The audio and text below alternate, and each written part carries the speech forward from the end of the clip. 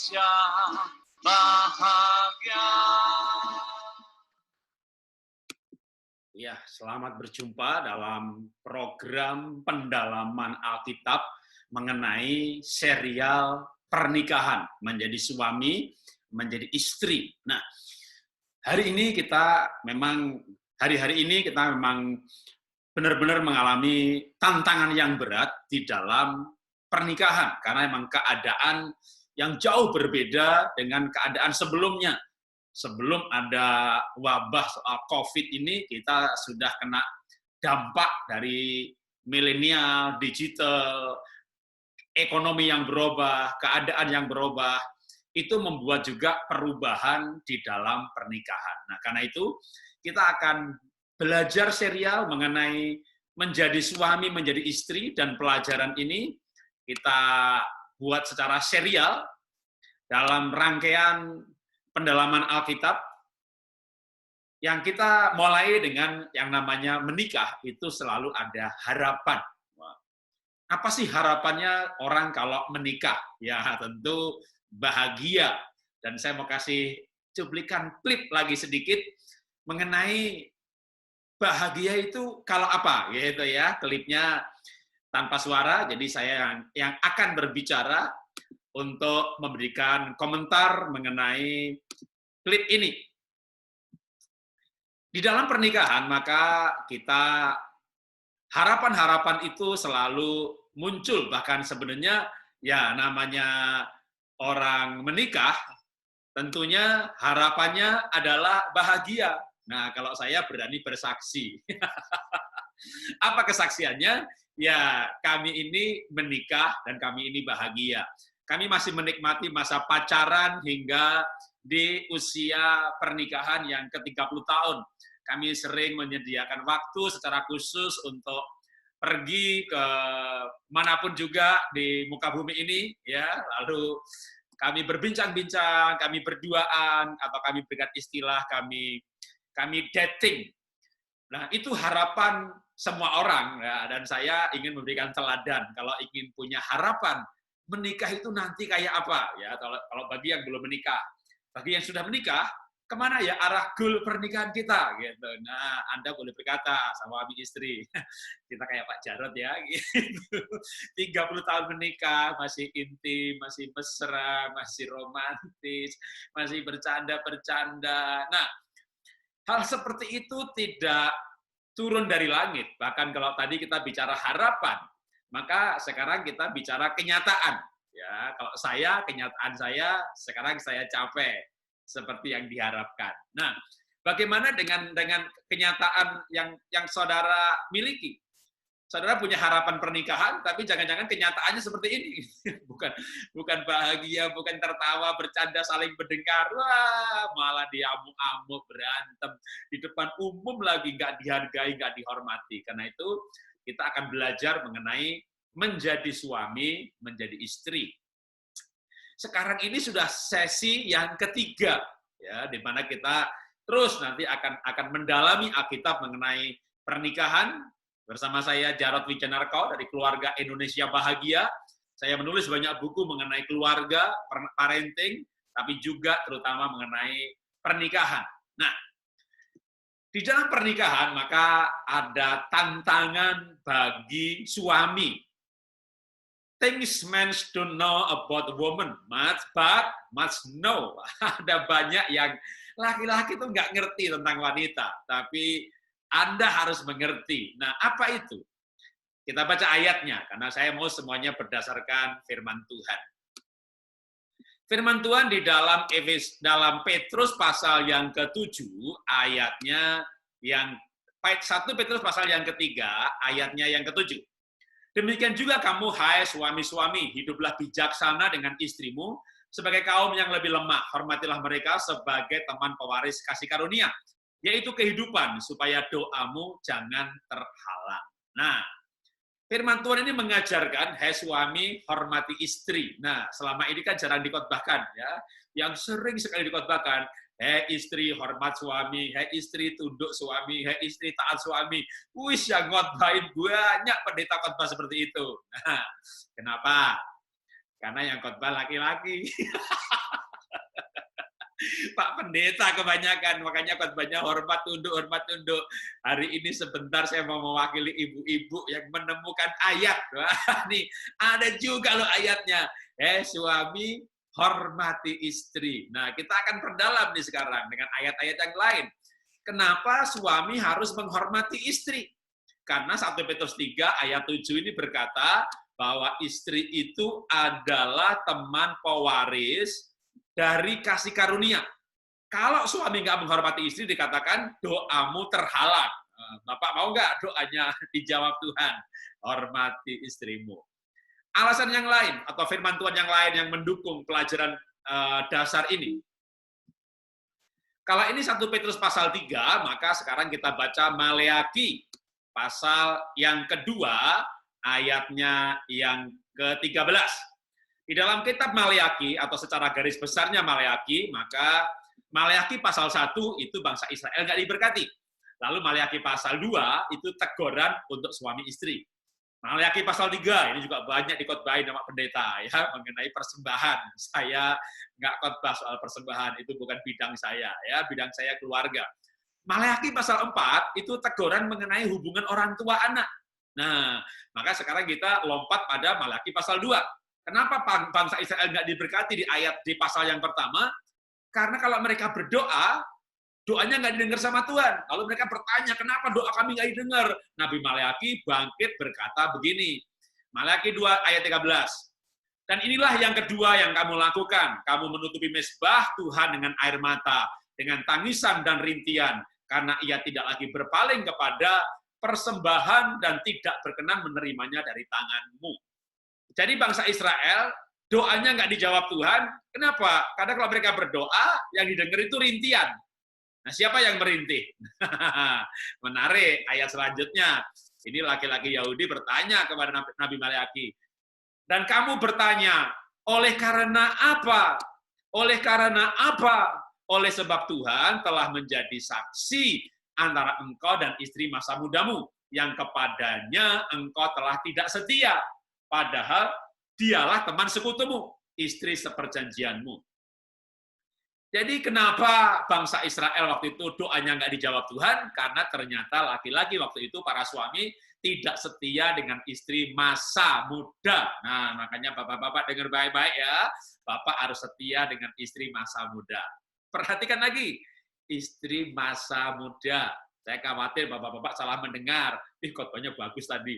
Kita harus setia dengan istri muda. Bukan. Nah, itu satu kata dibuang, artinya jauh berbeda.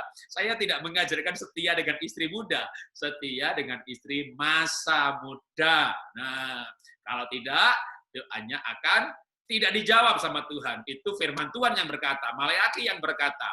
Kita lanjutkan lagi dengan ayatnya yang lain, ya, yang mendukung semuanya, sehingga ada beberapa ayat yang memang secara konsep sama, walaupun ditulis oleh Petrus tadi, lalu oleh Maleaki, dan sekarang kita lanjutkan satu ayat lagi, atau 2 ayat lagi tepatnya. Di dalam Kejadian pasal 2 ayat 18, Tuhan Allah berfirman, tidak baik kalau manusia itu seorang diri saja, aku akan menjadikan penolong baginya yang sepadan. Jadi suami istri menurut kitab Maleaki adalah terminologi atau istilah dari ayat kitab Maleaki adalah teman pewaris, teman sekutu, istri seperjanjian. Kalau menggunakan kitab Petrus tadi, ya, hormatilah istri karena dia itu adalah teman pewaris. Teman pewaris kasih karunia. Kalau menggunakan kitab Maleaki disebut teman sekutu. Kalau menggunakan kitab Kejadian disebut penolong yang sepadan. Nah, ini semuanya bermuara pada satu arti atau pengertian bahwa suami istri itu selevel. Nah, saya harap menjadi jelas ya, kenapa suami harus menghormati istri. Karena suami istri itu sepadan, teman sekutu, istri seperjanjian yang sepadan, kongsi, istri seperjanjian, teman sekutu. Teman sekutu itu bisa juga kongsi, komplotan. Teman seperjanjian, ada janjinya, artinya legal. Nah, ini semuanya bermuara pada arti bahwa suami istri itu satu level. Imbang, kalau ditimbang sama. Atau saya kasih ilustrasi yang lebih mudah. Ya. Ilustrasi berikut ini. Saya punya kongsi, ya, saya punya bisnis. Bisnis saya beberapa dari tahun 92 sampai hari ini. Ada PT IFA Dasyat, ada PT Happy Holy Kid, PT Indonesia Animasi Teknologi. Nah, kami mendirikan perusahaan ini dengan kongsi yang sama, yaitu Bapak Tanu Sutomo. Kami kongsian itu awet sekali. Dari tahun 92 sampai hari ini 2020. Tahun 92 sampai 2020. Jadi kami ini kongsian sudah ini tahun 2020, tahun 92 saudara. Jadi waduh, ini sudah 28 tahun. Hampir sama dengan usia pernikahan kami. Kami menikah tidak bubar-bubar. Banyak orang bertanya, "Pak, kok kongsiannya awet sekali?" Saya Jawa, kongsi saya Tionghoa. Saya Sanguin, dia Kolerik. Kenapa kami berbeda suku, berbeda temperamen dasar, bisa kongsian awet? Kuncinya karena kami saling menghormati. Kenapa kami saling menghormati? Karena saham kami sama. Ya, sahamnya sama-sama 50%. Orang kalau kongsian, sahamnya berbeda. Satu, misalnya 5 orang kongsian. Ini 2 orang ini tapi 55%. Nah, ini bisa semena-mena, yang 3 orang merasa nggak dihargai, lalu bubar. Tapi kalau 2 orang, ya, atau 2 kelompok, ini sama-sama 50%. Pasti akan saling menghormati. Saya sebagai direktur di perusahaan A, kongsi saya komisaris. Dibalik, nah, saya komisaris, dia direktur. Tugas direktur mengambil keputusan, komisaris mengarahkan kebijakan. Tapi walaupun saya itu wewenang saya sebagai direksi, tapi kalau ada hal yang penting, ngobrol dulu sama kongsi. Sebelum saya putuskan, saya mau nanya pendapatnya. Karena saya menghargai dia. Kenapa saya menghargai? Saya harus menghargai, karena sahamnya sama, satu level. Itu saling menghargai ini yang membuat kongsian itu awet. Nah, ini sebenarnya hanya saya mau pakai sebagai ilustrasi aja. Ilustrasi di dalam pernikahan. Di mana dalam pernikahan, yang namanya suami istri, itu sepadan, selevel, setara. Maka kongsian akan awet, kongsian di dalam pernikahan, karena pernikahan itu bisa disebut seperti kongsi, teman sekutu. Kalau suami istri itu memahami, sadar sebetul-betulnya, oh bahwa kami ini satu level, kami ini sepadan, dalam arti pernikahan itu kayak sebuah, bukan kayak, memang lembaga hukum, di mana sahamnya sama 50%. Nah, kan banyak orang tidak sadar. Kapan sadarnya? Sadarnya di meja pengadilan, waktu bercerai, lalu hakim ketok palu, boleh bercerai, harta gono gini dibagi 2. Karena istrinya pakai lawyer yang membuat istrinya dikasih tahu, kamu punya hak gono gini tuh, harta gono gini 50%. Hitung semua tanah, aset, tabungan, mobil, semuanya nggak boleh dijual belikan tanpa persetujuan klien kami, sebab 50%-nya hak klien kami. Wah, dapat 50%. Wah, suaminya yang menceraikan baru sadar. Kenapa 50%? Dia nggak kerja, aku kerja. Ya, suami istri itu sama sahamnya. 50%, memang begitu hukumnya. Kalau sadar dari awal menikah, tidak perlu ke pengadilan, ke perceraian. Karena kalau sadar dari awal bahwa suami istri selevel, sepadan, kongsi, dengan kesetaraan, pasti akan saling menghargai. Dan kalau saling menghargai, tidak perlu bercerai. Ya, maka kalau ada orang mau bercerai, Pak, saya mau bercerai, gimana Pak? Saya konsultasi sama lawyer saya dapat 50% loh Pak. Suami saya kaya raya Pak, dia hartanya tuh 200 miliar, kan saya dapat 100.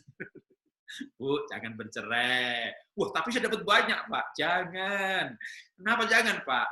Tunggu Bapak mati, Pak, Ibu dapat semuanya.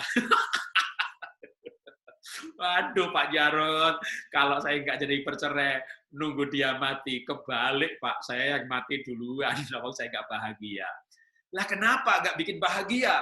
Ayo belajar mengenai pernikahan, saling menghargai. Karena kalau orang saling menghargai, pasti bahagia. Nanti nggak perlu bercerai. Bapak harus mengerti, menghargai ibu, ibu menghargai bapak. Ya kalau saya dihargai, ya nggak jadi bercerai. Tepat sekali. Saya belum pernah ketemu orang, ibu-ibu berkata, Pak Jarod, saya mau bercerai. Loh kenapa, Bu? Saya sangat dihargai. Nggak ada orang dihargai mau bercerai. Yang ada adalah istrinya orang kaya, duitnya cukup, masih pengen bercerai. Ya saya digoblok-goblokin Pak, dikata-katai kasar, dianggap pembantu, bahkan maaf nih Pak, dikata-katai kayak pelacur dalam bahasa daerah yang sangat kotor. Wah, merasa nggak dihargai, nggak pernah didengar, dibentak terus seperti anak kecil, seperti orang bodoh. Saya nggak sanggup, Pak. Saya rumah bagus, uang cukup, tapi saya nggak bahagia. Nah, kenapa? Karena nggak dihargai. Jadi banyak firman Tuhan yang mengajarkan mengenai suami hormati istri, hormati tunduk taat suami. Betul. Tapi ada 1, 2, 3 ayat yang mengajarkan juga suami hormati istri. Sebab dia teman pewaris kasih karunia, dia teman sekutu, istri seperjanjian yang sepadan, satu level, dihargai undang-undang. Dalam undang-undang pernikahan, Indonesia, Singapura, Eropa, Amerika, semua seluruh dunia, kalau cerai, harta gondok ini dibagi 2. Kenapa? Karena itulah filosofi pernikahan. 2 menjadi 1 dalam posisi yang sama. Nah, dengan pelajaran ini, saya berharap Bapak Ibu tidak perlu bercerai. Karena apa? Karena akan saling menghargai. Dan kalau orang saling menghargai, maka ada kebahagiaan di sana. Kita lanjutkan pendalaman Alkitab kita dalam slide selanjutnya yang saya ingin sampaikan kepada Bapak, Ibu, Saudara. Di dalam pernikahan yang saling menghargai, karena memang memahami mengenai kesepadanan. Suami istri sadar kalau mereka setara, mereka sepadan, maka pasti bahagia. Dengan pemahaman ini, saya yakin suami-suami akan mengerti. Jadi kalau menghargai itu karena muncul dari pengertian, sehingga akhirnya suami akan menghargai istrinya. Nah, kita akan baca dulu kesimpulan sementara, namanya quote. Ya. Saya akan bacakan, menghormati pasangan bukanlah suatu tugas berat, tetapi sikap yang muncul dari kesadaran, kesepadanan suami istri. Kalau sadar, maka menghormati itu mudah. Nah, sekarang ada tantangan lagi. Apa sih tantangan pernikahan di era milenial ini? Tantangannya karena di era milenial ini sama-sama pinter, sama-sama sukses. Ya, akhirnya suami istri menjadi ngotot. Kan berbeda dengan zaman dulu. Zaman dulu, ya suaminya pinter, kerja, cari uang, ibunya di rumah, nggak cari uang. Ini istri menghormati suami itu gampang sekali. Hormat tuh gampang, dia dapat duit dari suaminya, ya hormat lah, nggak hormat nggak dapat duit. Tiba-tiba era milenial, era digital, ini era dalam 10 tahun terakhir ini semuanya berubah. Dulu juga ada, tapi nggak banyak. Sekarang ini malah kebanyakan. Suami istri, dua-duanya kerja, dua-duanya pinter, dua-duanya sarjana.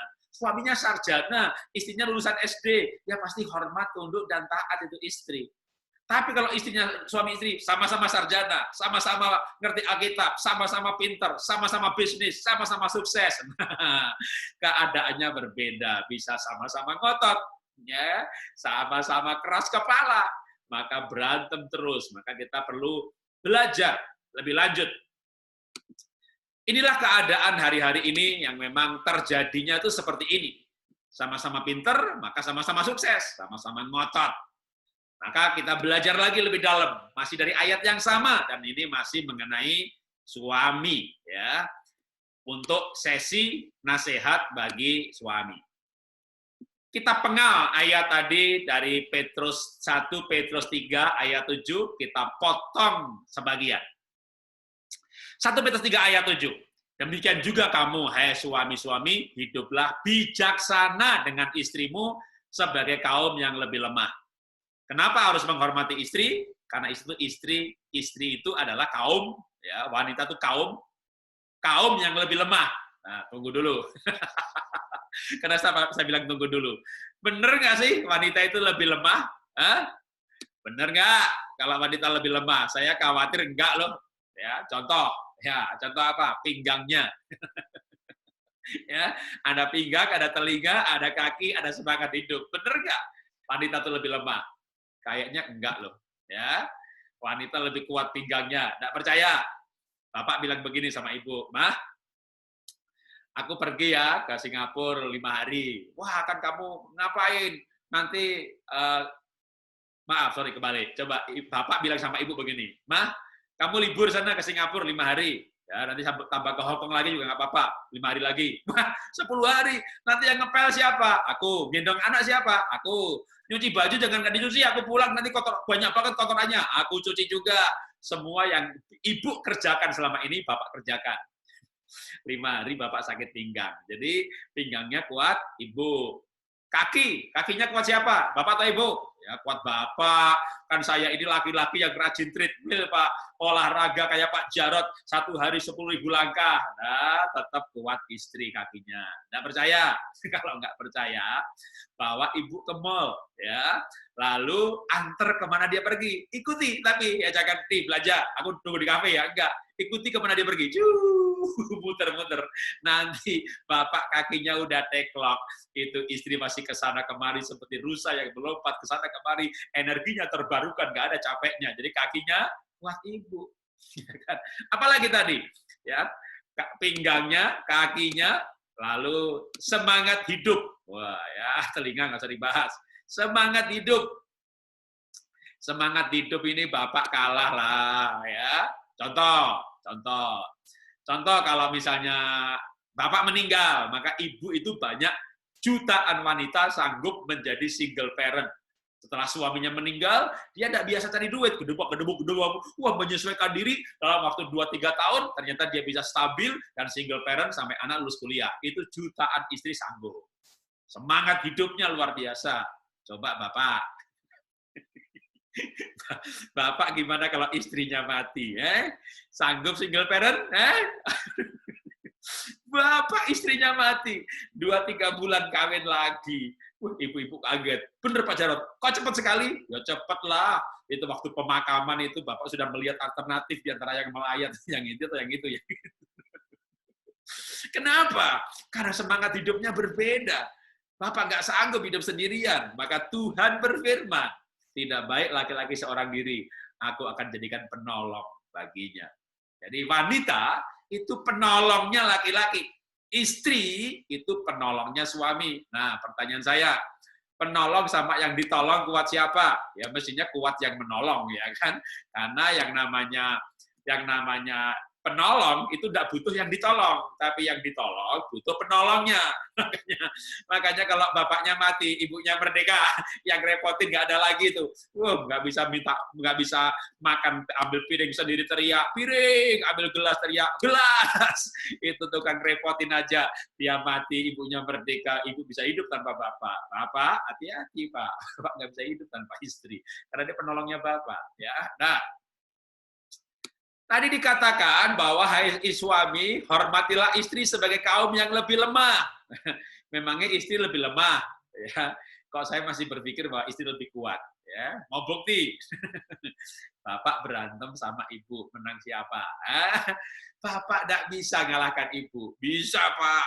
Kalau saya berantem sama dia, saya bentak dia kalah, Pak. Enggak. Bapak tidak bisa mengalahkan ibu. Mungkin Bapak bisa mengalahkan perdebatan, tapi kalah relasi. Ya, contoh, Bapak sama Ibu berantem begitu. Lalu akhirnya Bapak hampir kalah, maka Bapak tempeleng, pak! Ibu diem. Nah, itu kalah dong Pak istri saya. Tidak, saudara. Bapak menang bertengkar, tapi kalah relasi. Bapak menang bertengkar, tapi kalah hubungan. Kenapa? Seminggu, 2 minggu, 3 minggu, 4 minggu setelah bertengkar, terjadilah kejadian ini, ya. Jadi setelah bertengkar, tadinya Bapak merasa menang, tapi 2 minggu, 3 minggu kemudian Bapak tidur. Udah 2 minggu, 3 minggu nggak dikasih jatah. Aduh, kok jadi begini? Ibunya tidur pulas, istri nggak butuh, maaf nih, istri itu nggak butuh seks, ya. Istri itu sanggup, mau seminggu, 2 minggu, 3 minggu, 4 minggu, mau 2 bulan, 3 bulan, bapaknya udah repot, udah mata berkunang-kunang, ubannya sudah mulai bertambah, rambutnya mulai rontok, stres, pusing, kenapa? Karena kurang jatah. Ya, kok begini ya? Akhirnya Bapak, apa yang terjadi? Nah, karena Bapak nggak dikasih jatah cukup lama, maka besok Bapak mulai mengalah, ya, mulai baik-baik sama istri. Yang 2 minggu lalu Bapak tempeleng, hari ini Bapak mulai berkata, "Ma, kalau mau ke pasar tak antar yuk." Siapa yang kalah? Ya kan? Ya ngalah. Bapak tidak bisa kalahkan istri. Kenapa pada bapak? Karena dia penolong. Maksud Anda mau kalahkan penolong? Tidak bisa. Maka saran saya, bapak-bapak, suami-suami dengar, bapak harus mengalah dengan istri. Kenapa bapak harus mengalah? Kan suami itu kepala, Pak, keluarga, Pak, tanggung jawab, Pak, memberi contoh, teladan, salah. Ya kan? Itu jawaban nomor 2 dan seterusnya.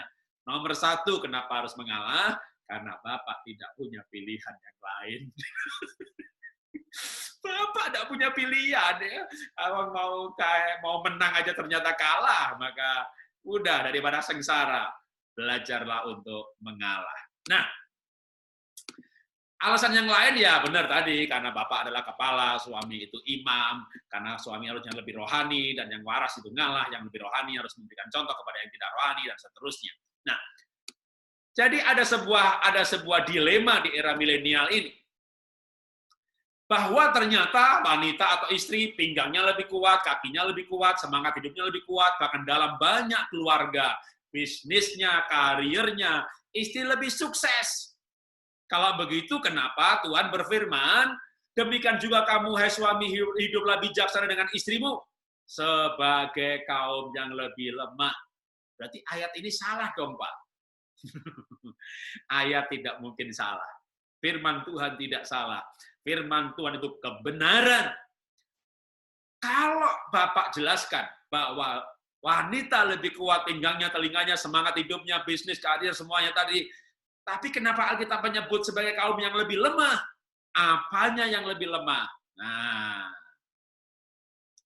yang lebih lemah adalah mood-nya.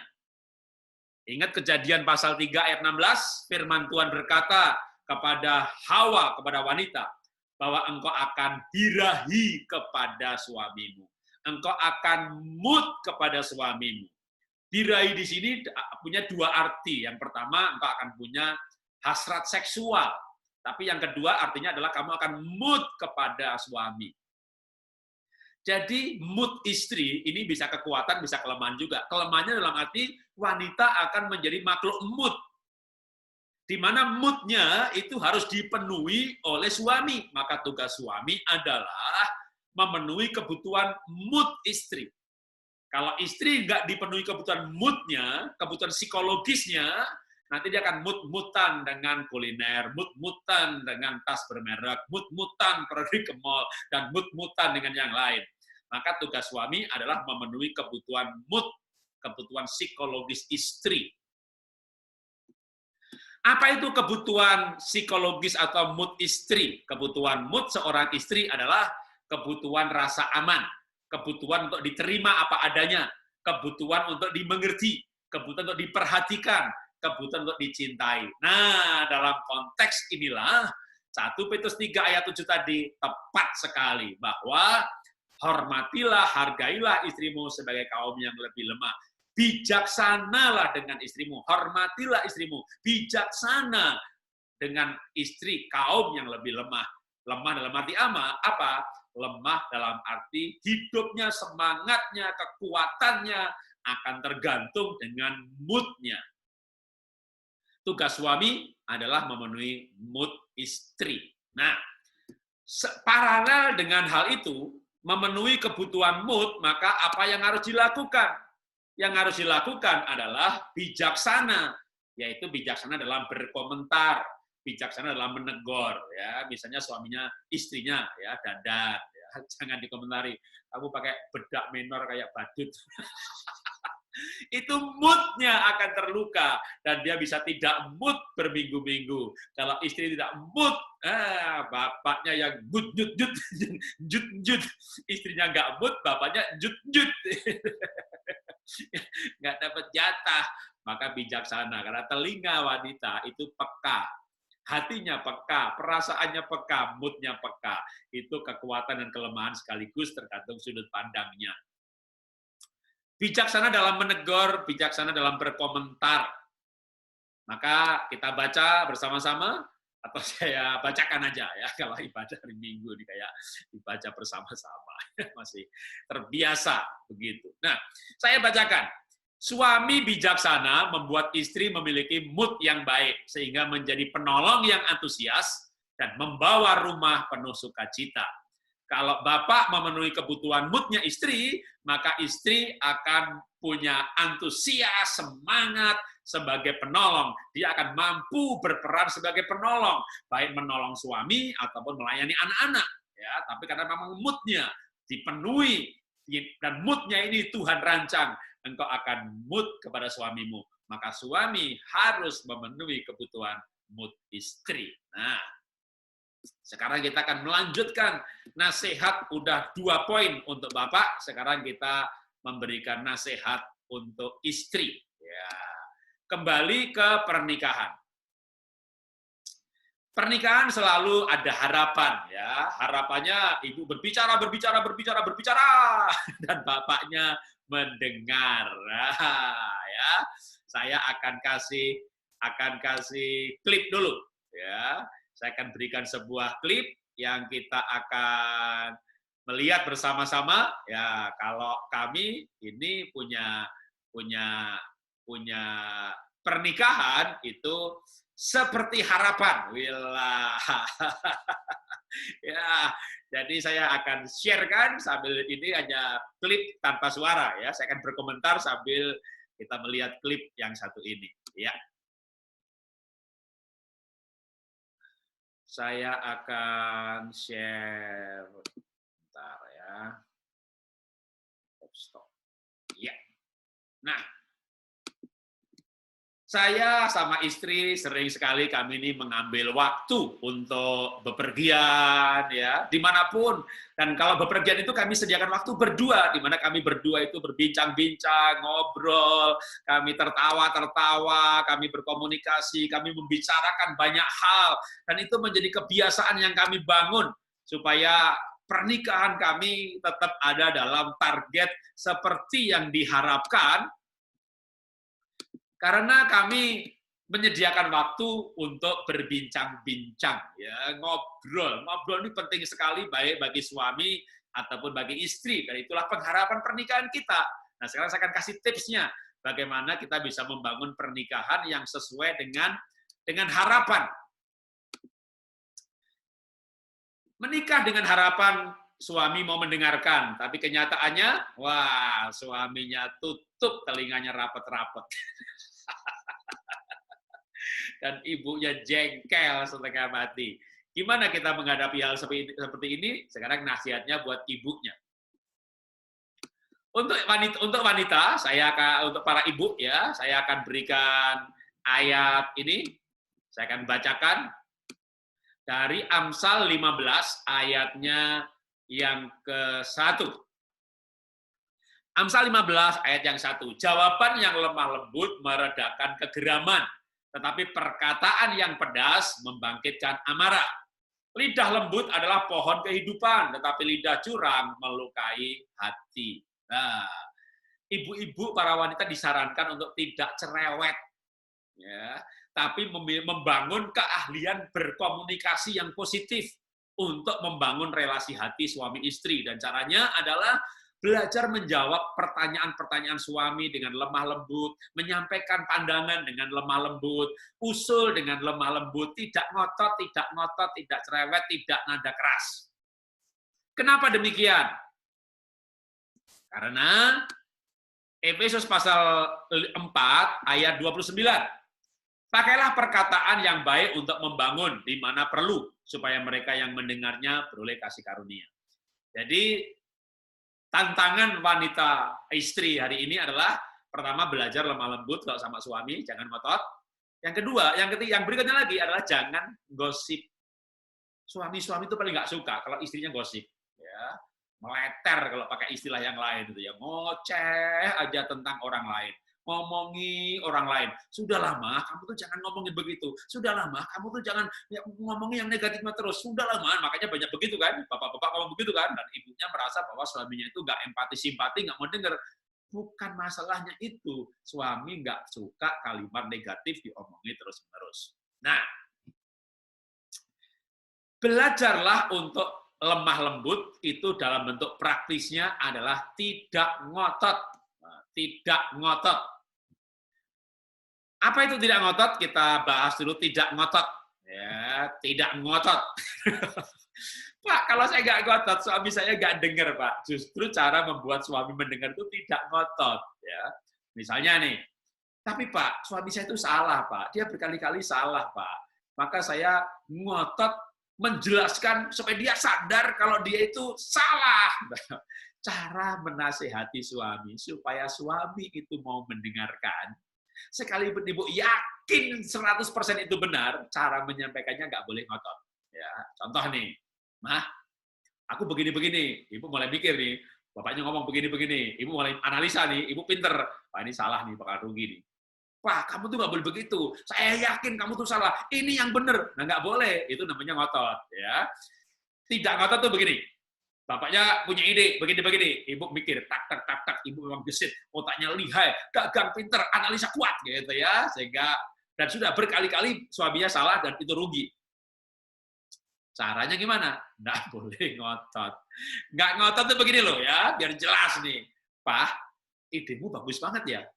Tapi misalnya, kok saya punya ide begini ya, saya tuh nggak yakin sih ide saya ini benar apa tidak. Ibu tuh yakin banget, ide ibu tuh benar. Cara ngomongnya harus berkata, tapi aku nggak yakin sih ini benar apa enggak. Cuma kepikir aja, coba kamu pikirin ya. Menurut kamu bagaimana? Mungkin saya salah sih, cuma saya kok kepikir begitu. Ini namanya tidak ngotot. Ibu yakin banget, tapi cara ngomongi suami itu dengan tidak yakin. Kalau ibu ngomong sama suami, usul sama suami, ibu gayanya yakin, ini bener, ngotot. Waduh, itu suami merasa seperti anak kecil diomongin.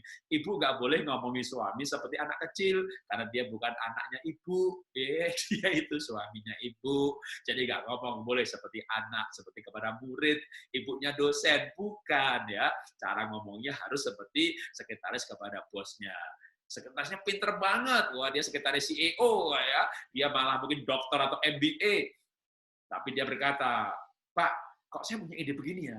Ini hanya ide aja sih, tapi saya ragu-ragu. Coba Bapak pertimbangkan. Wah, jadi akhirnya bola mengambil keputusan dilemparkan kepada bosnya, sehingga nanti kalau meeting, bosnya bisa berkata, saya dapat masukan dari sekretaris saya, tapi dia masih ragu-ragu dengan hal itu. Setelah saya pertimbangkan, saya putuskan ini benar. Nah, dia dapat poin bahwa ini keputusannya dia. Gitu. Sekretarisnya cukup merasa mulia dengan memberikan kemuliaan kepada bosnya bahwa itu keputusannya dia. Tapi dia memberikan masukan, bahkan waktu ngasih masukan, dia masih berkata, saya masih agak bingung sih, ini benar apa tidak. Waduh, ini sekretaris, ini pembantu, ini tangan kanan yang akan dipelihara lama. Kenapa? Tidak ngotot. Dan dia memberi kesempatan kepada pemimpin untuk dia mengambil bagian yang mengambil keputusan. Itulah penolong. Ya, sekretaris itu menolong bos, istri itu penolongnya suami. Biar dia yang merasa ini idenya dia, keputusannya dia.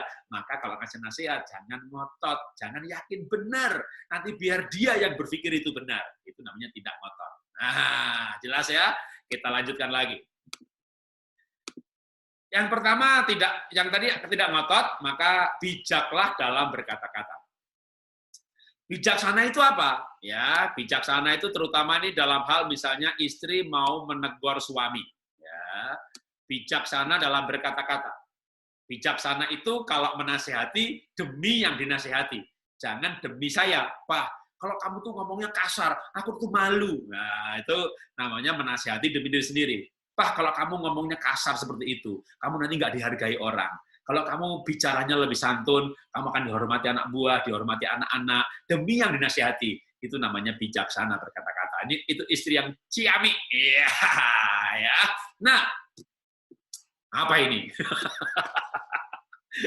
Apa ini? Ini adalah supaya memahami, ya, ibu-ibu memahami. Tapi suami saya itu loh, Pak, kalau diajak ngomong nggak nyambung-nyambung, Pak, gitu. Nah, ada alasan kenapa suami diajak ngomong nggak nyambung-nyambung. Nih, kita belajar dulu ya. Belajar mengenai otaknya laki-laki. Oh, ini otaknya laki-laki itu seperti ini, ibu-ibu ya. Otaknya laki-laki. Mailnya saya tutup dengan gambar saya. Ya. Otak laki-laki kalau dibedah, ternyata ya ini seluruh otaknya Ada yang namanya fungsi apa? Talking, di mana fungsi talking? Ya, malah kagak ada, ya. Attention, nah ini ada nih attention, ya. Attention kecil gitu, ya. Makanya kalau diajak ngomong dia nggak perhatian. Talking kagak ada. Toilet, nah titik, satu titik, tik. Makanya dia nggak bersih tuh di toilet, ya. Tapi dia untuk hal-hal berbahaya, sport malah besar, makanya dia suka tantangan. Ya. Nah, yang besar lagi, ini juga ada setrikaan, satu titik. Kalau setrika gosong nanti dia. Tapi yang gede ini cukup besar. Apa ini? TV, remote control, game center. Wah, dia laki-laki suka nih. Tapi yang paling gede, dua areal otak laki-laki itu seks sama seks. Ada listening nih ada ya. Nih ada otak bagian listening. Nih laki-laki bagian listening mendengarnya titik gitu.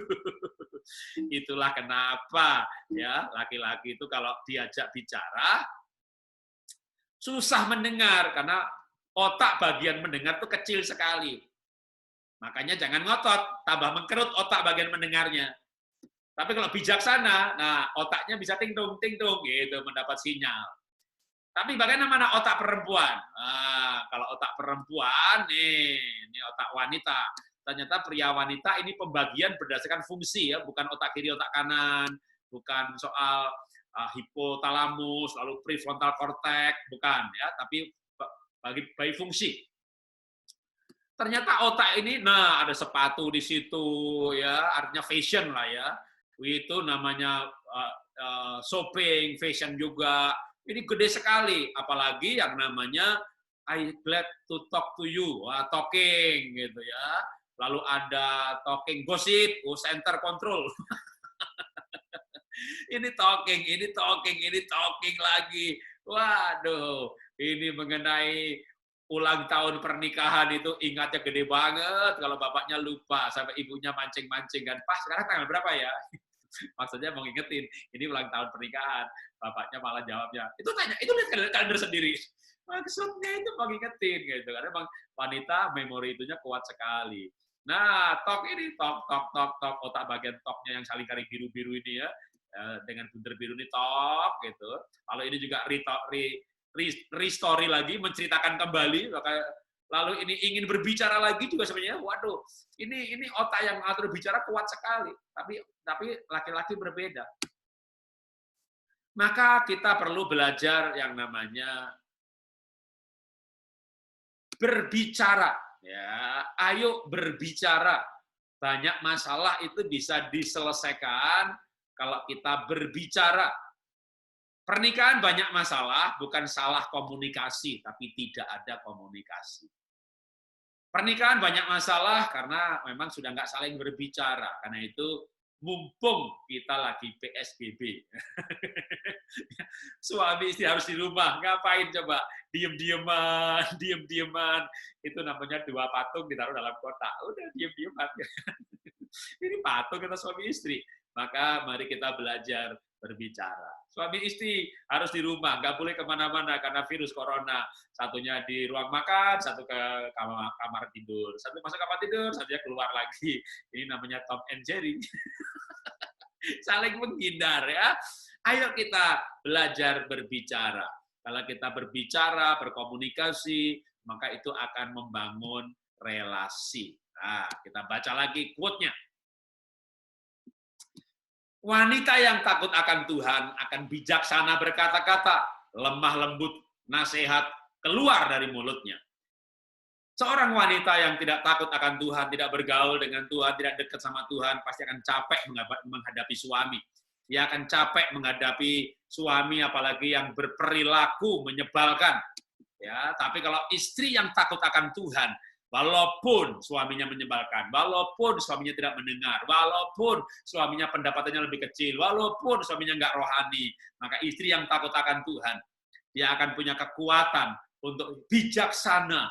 Makanya Amsal 31 dikatakan, istri yang bijaksana itu melebihi permata. Suaminya bangun dan memujinya. Anak-anaknya pun menyebutnya berbahagia. Suaminya berkata bahwa ia melebihi permata. Dia bernilai. Karena itu suami perlu belajar menghormati istri. dengan bijaksana, tapi istri perlu belajar berkata-kata dengan bijaksana, juga menghormati suami, sehingga terjadi saling menghormati. Penghormatan kepada istri karena sepadan, selevel, tapi penghormatan istri kepada suami dalam hal tidak ngotot, menghargai dia sebagai kepala. Dia itu bos, seperti di kantor bos, maka tidak ngotot. Ya, banyak ibu-ibu ngotot, padahal laki-laki nggak suka istrinya ngotot karena otak bagian mendengarnya kecil sekali. Nah, dengan memahami hal seperti ini, maka saya percaya bahwa Tuhan akan memulihkan pernikahan kita. Kita dipulihkan karena belajar dasar-dasar firman Tuhan mengenai kehidupan suami istri. Saya ingin mengajak kita sama-sama mengakhiri pelajaran kita hari ini dengan berdoa. Bapa, kami mengucap syukur kami sudah belajar firman-Mu, menjadi suami, menjadi istri, biar selama masa pandemi ini kami justru ada waktu untuk membangun pernikahan, berbicara kembali, hati suami kembali kepada istri, istri kembali kepada suami, ingat cinta yang mula-mula, dan dengan semangat kasih Kristus, membangun kembali relasi. Kami berdoa di dalam nama Tuhan Yesus, suami mengampuni istri, istri mengampuni suami, yang lama berlalu, dosa-dosa masa lalu dihapus, diampuni, dilupakan, dan membangun lembaran baru kehidupan pernikahan.